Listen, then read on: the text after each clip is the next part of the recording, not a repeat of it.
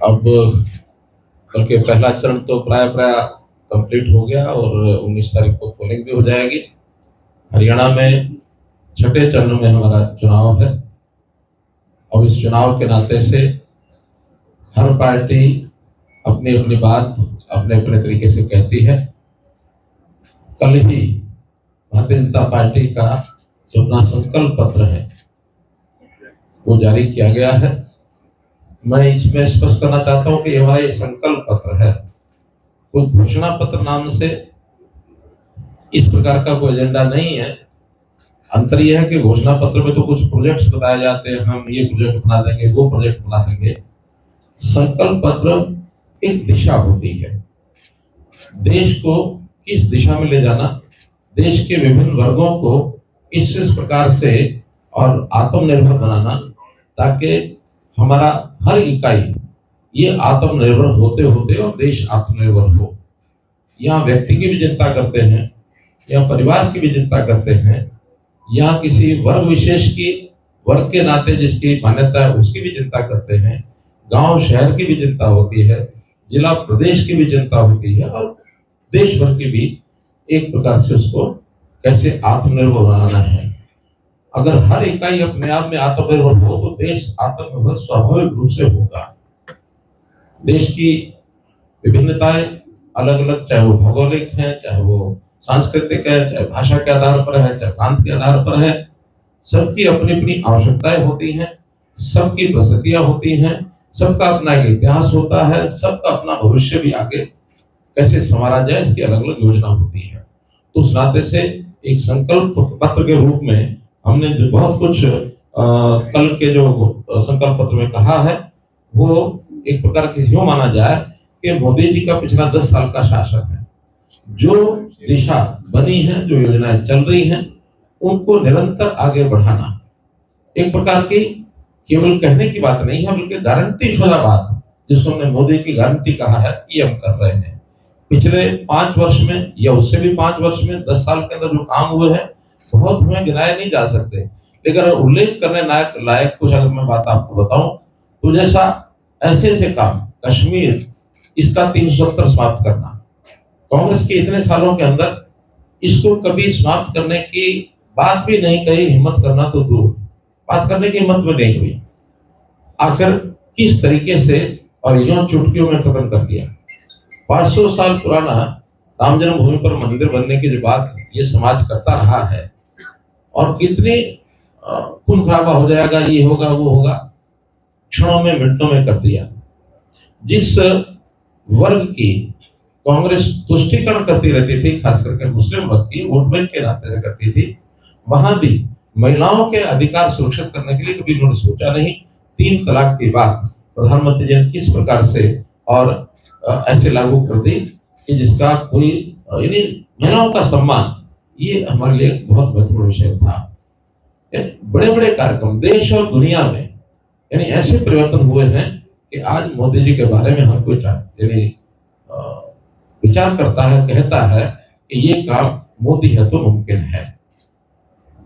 देश अपनी आर्थिक स्थिति को अगर हम देखें तो 2014 में हमारा दुनिया में 11वां स्थान था, आज अगर हम देखते हैं तो हमारा 5वां स्थान है रैंकिंग में, और हमने संकल्प लिया है कि आने वाले वर्षों में हम तीसरे स्थान पर दुनिया में कैसे पहुंच सकें, इस लेवल पर हम जा रहे हैं।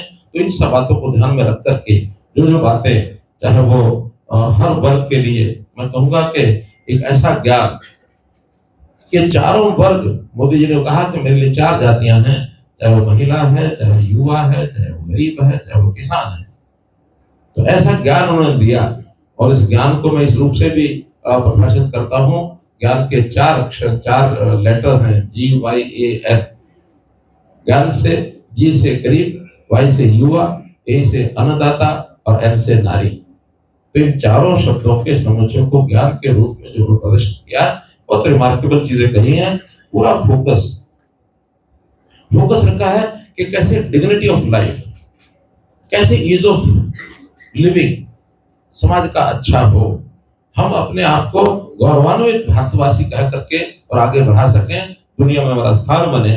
तो उस नाते से हमने हर एक चीज की जो सुविधाएं देनी है, उन सुविधाओं में जो हमारे अवसर हैं उसमें कैसे ज्यादा बढ़ा सकें, चाहे रोजगार की बात है, चाहे वो कृषि की बात है, चाहे वो अन्य किसी प्रकार की बात है, उसकी क्वालिटी और क्वांटिटी इन दोनों पर फोकस किया है। जो पहले वाले काम चल रहे हैं लगातार वो चलते रहेंगे, उसमें क्या क्या और बढ़ाया जा सकता है उस नाते से भी उन्होंने जो बातें बताई हैं और उसका हमने जो विचार किया है। जैसे अभी गरीबों को अन्न देने की बात जो आई थी, कोविड के अंदर खास करके शुरू की थी, मुफ्त अनाज जो दिया जाए, वो चीज 5 साल लगातार और भी उस वर्ग के लिए जिसके पहले चालू की गई थी वो 5 साल लगातार चालू रहेगी। आयुष्मान की बात, 5 लाख रुपए की जो गारंटी लगातार चल रही है, एक किसी भी आय वर्ग का व्यक्ति, बुजुर्ग, 70 साल से ऊपर का वरिष्ठ नागरिक, इसको अलग से 5 लाख की गारंटी ये देने जा रहे हैं। बुजुर्गों को इंडिविजुअली 5 लाख की, उसके क्योंकि जितना बड़ी आयु का व्यक्ति होता उसका स्वास्थ्य की समस्याएं उतनी ज्यादा बढ़ती हैं, तो उनको भी 5 लाख रुपए तक की ये गारंटी हमने दी है। पिछले 10 वर्षों में महिलाओं के नाते से जो उनकी महिलाओं को कैसे उनका गौरव बढ़ाया जाए, कैसे उनकी सुरक्षा की जाए, कैसे उनकी शिक्षा पर ध्यान दिया जाए, बेटी बचाओ बेटी पढ़ाओ के कई प्रकार के आयाम देश भर में खड़े किए। अब महिलाओं की भागीदारी हर वर्ग में, चाहे वो राजनीति हो, चाहे वो नौकरियां हो, चाहे वो उद्योग हो, अथवा एवं देश की सेना में भी महिलाओं की भागीदारी को बढ़ाना, इसको भी सुनिश्चित करने के लिए आगे काम करने की बात ये कही गई है। किसानों के नाते से किसान की आय बढ़ाने का लगातार सिलसिला चल रहा है। फूड प्रोसेसिंग पर ज्यादा जोर दिया जाए और उस फूड प्रोसेसिंग में भी यानी किसानों का जिसमें फायदा होगा, वैल्यू एडिशन की चीजें बनाई जाए, रूरल इकोनॉमी को किस प्रकार से और मजबूत किया जाए, इसकी बात भी घोषणा इसमें संकल्प पत्र में ये कही गई है। इसी प्रकार टूरिज्म को देश के अंदर किस प्रकार से लोगों के एक प्रकार से आय के साधन, उसमें व्यवसाय के, उसमें उनके रोजगार के साधन, और टूरिज्म को कैसे लोकप्रिय किया जाए, क्योंकि दुनिया में बहुत देश ऐसे हैं, टूरिज्म ऐसा बड़ा विषय है कि दुनिया के लोग दूसरे देशों में जाते हैं, उनकी इकोनॉमी के ऊपर असर डालते हैं। तो बहुत से देश तो ऐसे हैं टूरिज्म उनका एकमात्र साधन होता है। हमारे यहाँ भले ही कृषि प्रधान देश है, लेकिन इसमें भी टूरिज्म का स्थान और संभावनाएं बहुत हैं, इसलिए उसके ऊपर विशेष फोकस करने की बात की गई है। इसी प्रकार गरीबी रेखा से बाहर निकालना, यानी एक गरीबी जो है वैसे तो तुलनात्मक चीज है, और धीरे धीरे जैसे इकोनॉमी का साइज बढ़ता है, इकोनॉमी में प्रॉस्परसनेस आती है, वैसे ही ये जो गरीबी रेखा एक पैरामीटर होता है उससे बाहर निकालने की बात नीति आयोग ने अभी जो एक पैरामीटर बनाए हैं, उसके अंदर पिछले 10 वर्ष के अंदर 25 करोड़ लोग देश के गरीबी रेखा से ऊपर उठे हैं। और संयोग से हरियाणा का भी मैं आपको बताता हूँ कि लगभग 20 लाख परिवार गरीबी रेखा से ऊपर उठे हैं। यह अलग बात है कि हमने हरियाणा में गरीबी रेखा का पैमाना थोड़ा बदला है। देश भर में गरीबी रेखा का पैमाना 1,20,000 रुपया प्रति वर्ष की इनकम है, हमने उसको बढ़ा करके 1,80,000 कर दिया है। तो अगर 1,20,000 का पैमाना वैसे ही रहे तो 20 लाख परिवार हमारे गरीबी रेखा से हरियाणा में ऊपर उठे हैं। ये एक बड़ा विषय हमने किया है। जहाँ तक गरीब लोगों को पक्के मकान बना के देने की बात है, पिछले वर्षों में 4 करोड़ नए मकान और ये बना के दिए हैं, चाहे उसमें प्लॉट दिए, चाहे मकान दिए, रूरल भी और अर्बन भी। इस 5 वर्ष की योजना में 3 करोड़ और नए मकान, पक्के घर ये बनाने का भी एक संकल्प लिया है। घर घर में पाइप से जो रसोई गैस पहुंचाने का काम, पहले तो गैस सिलेंडर दिए हैं, अब पाइपलाइन से रसोई गैस पहुंचाई जाए घर घर में, क्योंकि शहरों में इस ट्रांसपोर्टेशन ऑफ पाइप यानी गैस ये अपने आप में एक बड़ा विषय है। तो ये ट्रांसपोर्टेशन का जो बाई रोड ट्रांसपोर्टेशन होती है, बाई रेलवे होती है, अन्य साधनों से होती है, उसको पाइपलाइन से पहुंचा करके सप्लाई जो है सुनिश्चित की जाए, ये भी उसका एक आया है। जहां तक पावर की बात है, ऊर्जा की बात है, ऊर्जा यानी ये सौर ऊर्जा के ऐसे प्रकल्प खड़े किए जाएंगे ताकि गरीब परिवारों में अपना ही सौर ऊर्जा का यूनिट वहां लगता है तो उनको फ्री में बिजली मिलेगी। करोड़ों लोगों के घरों में सौर ऊर्जा के लगाए जाएंगे। और किसानों के यहाँ भी यानी सौर ऊर्जा के जो पंप है, सोलर पंप्स, ये लगाया जाए। जहां कहीं अपनी कैपेसिटी से ज्यादा कोई उपयोग यानी जो उपयोग करते हैं उससे ज्यादा ऊर्जा उत्पादन होता है, तो उसको खरीद करके उसके लिए आय का साधन भी बनेगा। किसान के बारे में तो जैसा कहा जाता है कि फसलें जो है उसको पैदा करते हैं, हमने नारा दिया है फसलों के साथ साथ ऊर्जा भी पैदा करो, और ऊर्जा पैदा करके उसकी उनको बिक्री होने के बाद सरप्लस ऊर्जा उसका उपयोग उनको होगा, तो उनकी इनकम भी बढ़ेगी और ये ऊर्जा इंडस्ट्री में अथवा अन्य स्थानों के ऊपर उसका उपयोग होगा। इसी प्रकार रोजगार में मुद्रा योजना एक बड़ी योजना यानी पिछले वर्षों में चलाई गई थी युवाओं को ऋण देने की। उस ऋण की सीमा 10 लाख रुपए तक रखी गई थी, उस सीमा को बढ़ा करके अब 20 लाख रुपया किया जा रहा है। 20 लाख रुपया उसकी लिमिट जो लोन की उसको होगी, ताकि अपने काम को और अच्छे प्रकार से मुद्रा योजना के माध्यम से वो कर सके।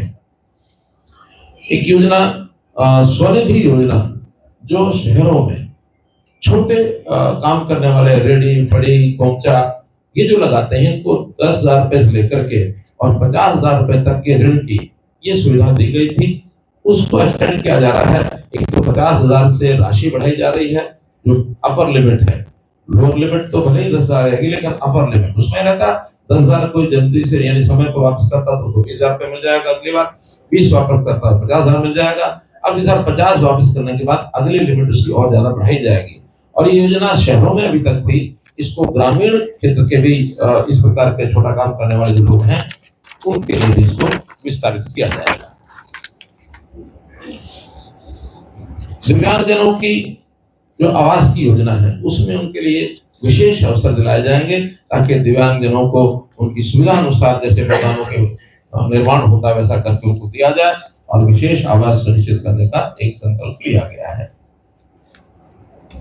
महिलाओं को सेल्फ हेल्प ग्रुप के माध्यम से 10 करोड़ महिलाएं देश भर में यानी 10 करोड़ परिवार तो इस सिस्टम से जुड़े हुए हैं।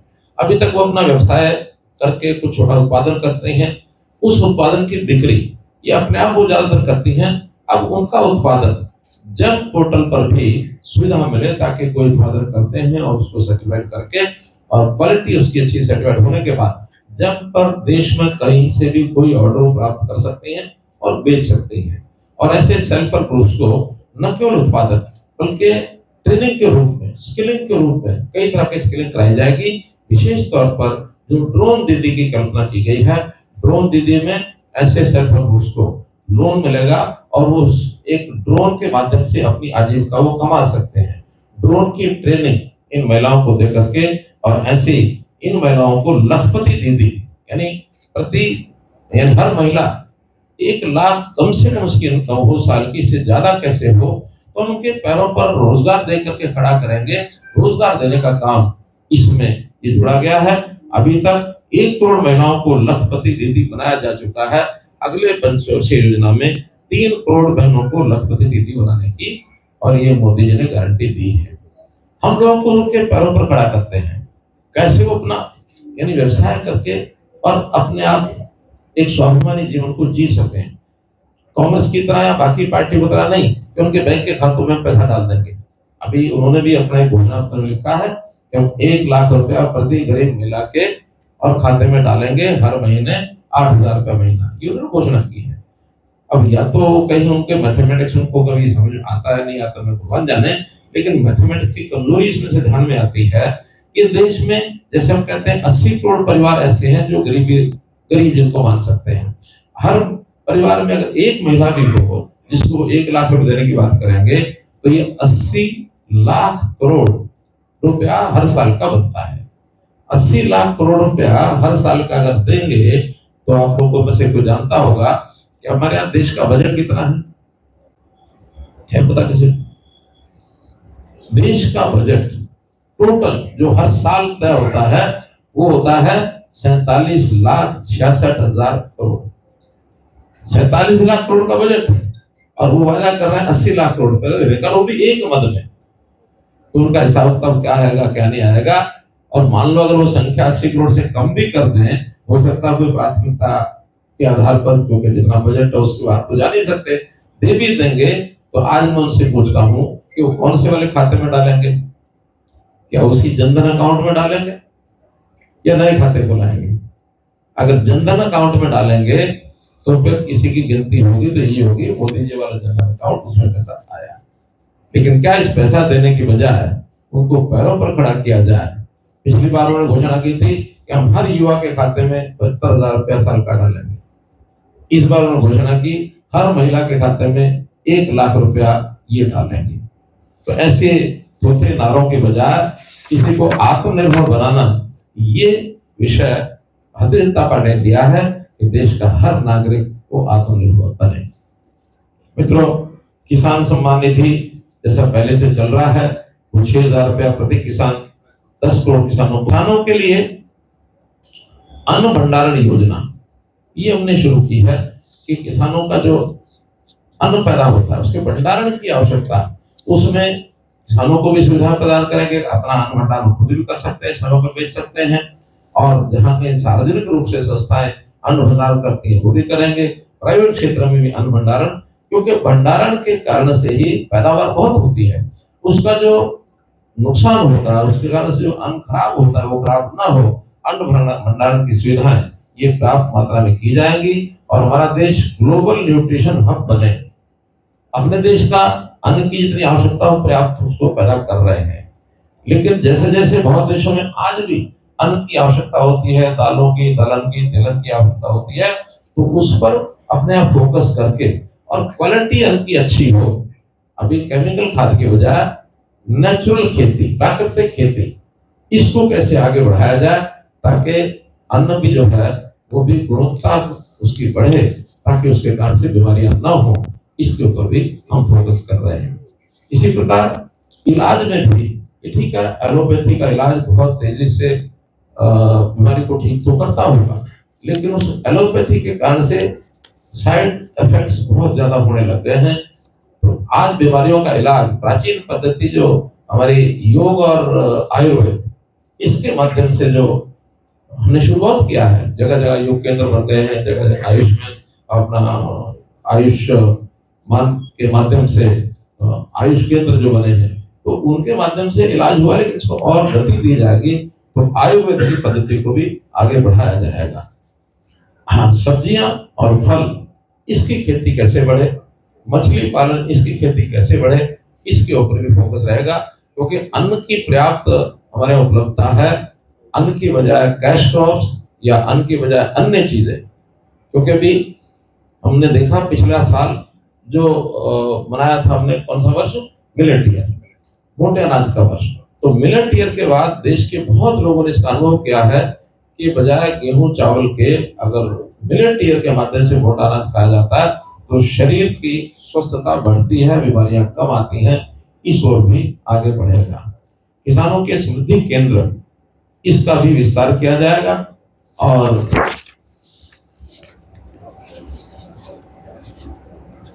इसी प्रकार से इंफ्रास्ट्रक्चर, चाहे हमारा वो फिजिकल इंफ्रास्ट्रक्चर हो, सड़कें हैं, हाईवेज हैं, एयरवेज हैं, ईवेज है, तो इन सब इंफ्रास्ट्रक्चर को बढ़ाने का संकल्प देश में जिस गति से पिछले 10 साल में इंफ्रास्ट्रक्चर बढ़ा है, जिसके कारण से हमारी आर्थिक स्थिति अच्छी हुई है, इसको और तेज गति दी जाएगी ताकि हम अच्छा इंफ्रास्ट्रक्चर तैयार करेंगे तो उसके कारण से उद्योग बढ़ेगा तो देश की आर्थिक स्थिति भी अच्छी होगी।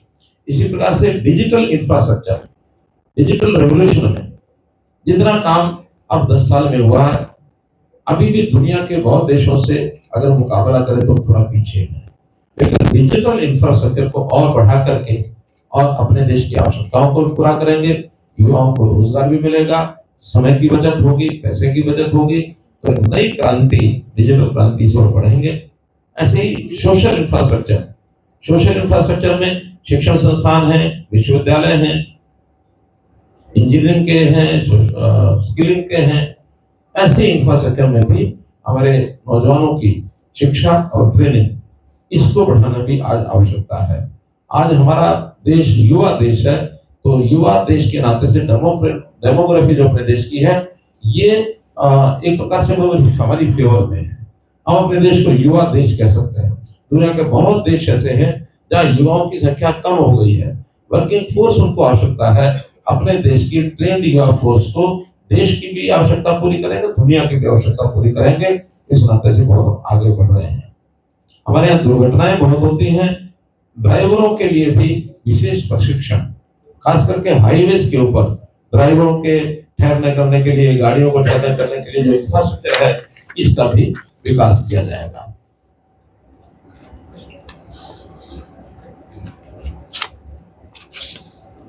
एविएशन सेक्टर, इसको भी बढ़ावा देने के लिए बहुत बड़ी बड़ी योजनाएं बनी हैं। अपने देश में 1000 से अधिक विमान ये पिछले 10 वर्ष के अंदर खरीदे गए हैं। इसकी संख्या जैसे जैसे एयरपोर्ट्स बढ़ रहे हैं, वैसे वैसे इस संख्या को और गति मिलेगी। एयरपोर्ट्स की संख्या भी अपने यहाँ बहुत प्रकार की पहले बढ़ी है। दिल्ली के एयरपोर्ट के साथ साथ हम यही देखते हैं, जेवर का एयरपोर्ट बन रहा है, हिसार का एयरपोर्ट बन रहा है। तो इतने निकट स्थान के ऊपर भी 200 किलोमीटर के अंदर इंटरनेशनल एयरपोर्ट कई कई बन रहे हैं। तो ऐसी देश के बाकी स्थानों पर भी इसी प्रकार से तेज गति से हम आगे बढ़ रहे हैं, ताकि देश और दुनिया में गति हमारी ये बढ़ सके। जहाँ तक सैटेलाइट की बात है, उसमें भी जिस प्रकार से हमने चंद्रयान, जिसका एक स्पेस के अंदर बड़ा प्रयोग किया है, ऐसे ही स्पेस में हमारी ज्ञान, हमारे साइंटिस्ट और आगे तेज गति से बढ़ रहे हैं। दुनिया में हम अपना वैज्ञानिक दृष्टि से बहुत अच्छा अपना बड़ा स्थान बना रहे हैं। हमारा शहरीकरण में भी बहुत बड़े बड़े शहर, हालांकि पूर्व की सरकारें टाउन्स जितने ज्यादा बढ़ते हैं वो उससे इजी फील नहीं करते थे, लेकिन टाउन्स और अच्छे सैटेलाइट टाउन्स हमारे बनते हैं, तो उनके कारण से हमारी गति आगे तेज बढ़ेगी, हमारा व्यापार बढ़ेगा, हमारा उद्योग बढ़ेगा, हमारे युवाओं को काम अच्छा मिलेगा, डिजिटलाइजेशन अच्छा होगा। तो इस इंफ्रास्ट्रक्चर के माध्यम से और सैटेलाइट टाउन ये और ज्यादा बनाएंगे, देश के विकास के हमारी ये ग्रोथ सेंटर ये बढ़ेंगे। जहां तक ट्रेन का विषय है, वंदे भारत ट्रेन ये जो चलाई गई थी, इसी के नए नए रूप अब आगे और बनेंगे। वंदे भारत ट्रेन में स्लीपर की व्यवस्था, वंदे भारत में चेयर कार, वंदे भारत में मेट्रो, ऐसे इसका विस्तार करने की बात भी ये कही गई है। बुलेट ट्रेन अभी तक तो हमारी कल्पना ही है, लेकिन देश में चारों दिशाओं में लंबे जो मार्ग हैं, रूट्स हैं, वहाँ बुलेट ट्रेन फुल स्पीड से 250 किलोमीटर की स्पीड से चलने वाली ऐसी ट्रेन, ये बुलेट ट्रेन की भी अगले 5 वर्ष के अंदर योजना ये बनाई गई है। मित्रों, इस प्रकार से एक आत्मनिर्भर देश कैसे बने, हमारा जो उद्योग है, उस उद्योग में भी दुनिया में हम आगे कैसे बढ़ें, खास करके green energy, electronic, pharma, automobile, semiconductor, innovation, legal insurance, contracting and commercial, ऐसे क्षेत्र एंटरप्रेन्योरशिप के इसके अंदर फोकस करने की बात भी इसमें कही गई है, ताकि इसकी नई योजना बना करके और इस ओर भी आगे बढ़ें। ग्लोबल टेक्नोलॉजी एक ऐसी चीज है जिसका देश और दुनिया में कहीं से भी प्राप्त होती है, उसको अडॉप्ट करना चाहिए, ताकि नई टेक्नोलॉजी आती है तो फिर हम अपने कामों को ठीक सुविधापूर्वक आगे चला सकते हैं। वर्क फोर्स हमारे पास बहुत है, मैन पावर बहुत है, मैन पावर की ट्रेनिंग भी अच्छी है, लेकिन टेक्नोलॉजी कई बार दुनिया के अलग अलग कोनों में अलग अलग मिलती है। हमें कोई यानी हिचक नहीं होती कि देश और दुनिया की टेक्नोलॉजी कहीं भी हम ला करके उसको उपयोग कर सकते हैं। उस नाते से भी इसका जो उपयोग करेंगे, स्पेस विज्ञान का जैसे मैंने बताया एक बहुत बड़ी ताकत बनकर के भारत जो है उभरने जा रहा है। तो ऐसे जो देश के ऊपर 10 साल पहले एक जो अनिश्चितता के बादल ये छाए हुए थे, बहुत सीमा तक अब हट गए हैं। देश में कई प्रकार के खतरे, चाहे वो आतंकवाद था, उग्रवाद था, नक्सलवाद था, उनसे हमने छुटकारा पाया है। अब देश हमारा सुख और शांति की ओर आगे बढ़ रहा है, लेकिन यही जो बादल, एक प्रकार के अनिश्चितता के बादल दुनिया के बहुत देशों में भी छाए हुए हैं। हम देखते हैं कभी ना कभी कोई ना कोई ऐसे देशों की लड़ाइयां चलती रहती हैं। संयोग ऐसा है कि आज दुनिया के देशों की नजर ये भारत के ऊपर जाती है, मोदी जी के ऊपर जाती है कि हम जो है मोदी जी से परामर्श करके समस्या का हल कैसे निकालते हैं। हम लोगों ने भी अपनी नीतियां बदली हैं, यानी जो गुणनिरपेक्ष की नीति होती थी उसकी बजाय हमने क्या चीज ठीक है क्या गलत है, इस नाते से नीति का हमेशा मूल्यांकन करता है अपना केंद्र सरकार। और ये भारतीय जनता पार्टी की नीतियां हैं कि जो सत्य है, जो सही है, जो ठीक है, उसकी सहायता करना ये हमारा काम बनता है। ताकि देश में हम संतुलन के नाते से अपनी ताकतों को दिखा सकें और हम इस दुनिया के सारे तनावग्रस्त माहौल को कैसे शांति की ओर बढ़ा सकते हैं। तो इस पर जो हमारी जो विश्वसनीयता है वो बड़ी है, और जैसे जैसे हमारी अर्थव्यवस्था आगे बढ़ेगी हमारी विश्वसनीयता और ज्यादा बढ़ेगी, क्योंकि आज ताकतवर के साथ सब जुड़ते हैं और देश अगर ताकतवर बनता है तो दुनिया के बहुत देश हमारे साथ जुड़ेंगे। और इन सब बातों को लेकर के हम लोगों ने एक मंत्र लिया है, रिफॉर्म, परफॉर्म एंड ट्रांसफॉर्म। इस मंत्र के आधार के ऊपर कैसे हम आगे बढ़े, इसके लिए भाजपा ने अपना संकल्प पत्र जारी किया है। भाजपा का मानना है कि देश दल से बड़ा है, हम दल की बजाय देश को ज्यादा महत्व देते हैं और कई बार मोदी जी इसको दोहरा चुके हैं, इंडिया फर्स्ट, जो कभी किसी दूसरी पार्टी में कभी संभाला नहीं, किया नहीं है। उस नाते से हम जो है देश को महत्वपूर्ण रखते हैं। कुछ सुधार करने की बात भी कही गई है, जैसे एक देश एक चुनाव, वर्षों से एजेंडा शुरू हुआ लेकिन उसको पूरा होते हुए अभी तक संघर्ष करना पड़ रहा है। हमने इस बार अपने संकल्प पत्र में एक प्रकार से कहा है कि अगले 5 वर्ष के अंदर इस विषय को पूरा करने के लिए और भारतीय जनता पार्टी की ओर से अपनी सरकारों के माध्यम से इस विषय को पूरा करेंगे। एक देश एक चुनाव, और इसी प्रकार से यूनिवर्सल सिविल कोड यूसीसी, इस पर भी भारतीय जनता पार्टी निश्चित रूप से आगे बढ़ेगी। Good governance, digital governance, data governance, ये भी फोकस के बिंदु रहेंगे ताकि हम अपने गवर्नेंस में कैसे तेजी ला सकें। यानी एक प्रकार से मिनिमम गवर्नमेंट, मैक्सिमम गवर्नेंस, ये जो हमारा फोकस है वो इस बात से आगे बढ़ेगा। जैसा मोदी जी की गारंटी है कि हम देश के हर वर्ग को और एक प्रकार से आगे बढ़ाते हुए उनको स्वाभिमानी तरीके से आगे बढ़ाएंगे और भ्रष्टाचार के ऊपर लगाम लगाएंगे।